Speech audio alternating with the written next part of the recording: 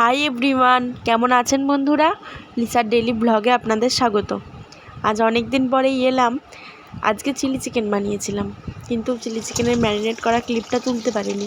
এই যে পকোড়া ভাজছিলাম, খুব ক্রাঞ্চি হয়েছিল পকোড়াগুলো। আমি তো অর্ধেক পকোড়া খেয়েই শেষ করে ফেলেছি।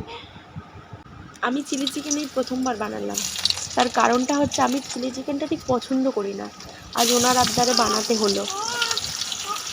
তবে হ্যাঁ, আমি কিন্তু রেসিপি দেখে বানাইনি, আমি নিজের মতো করে বানিয়েছি। সব শুনে নিয়েছিলাম কীভাবে করতে হয়, নিজের মতো করে বানিয়েছি। খুব টেস্টি হয়েছিল, সত্যি নিজে করে নিজেই করেছি, প্রচণ্ড টেস্টি হয়েছিল। কার কীরকম লেগেছে জানি না, তবে আমার প্রচণ্ড টেস্টি লেগেছিলো।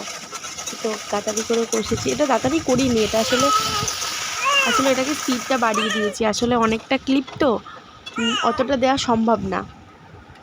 জানেন তো বন্ধুরা, একটা ঘটনা বলি। আমি আলু সেদ্ধ দিয়ে মুড়ি তেমন পছন্দ করি না।